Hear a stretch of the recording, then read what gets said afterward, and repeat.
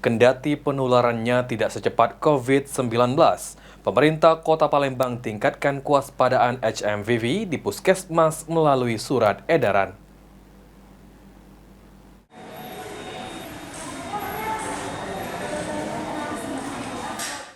Kendati penularannya tidak secepat COVID-19, namun pemerintah Kota Palembang tingkatkan kewaspadaan terhadap kasus Human Metapneumovirus atau HMPV yang mudah menyerang kelompok usia rentan seperti bayi serta lansia. PJ Wali Kota Palembang, CK Virgowansyah mengatakan, Palembang belum ditemukan kasus HMPV, akan tetapi untuk tingkatkan kewaspadaan, Dinas Kesehatan sudah menyebar surat edaran ke seluruh puskesmas Kota Palembang serta membuka posko pengaduan.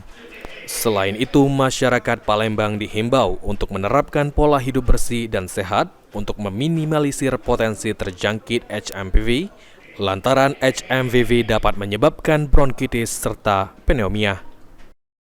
Pemkot Dinas Kesehatan kita sudah menyampaikan beberapa penyampaian ke publik, baik itu kalau nggak salah sudah ada surat edarannya untuk ya bersiap-siap untuk mengantisipasi. Itu ada himbauan Pak untuk masyarakat Pak? Ya,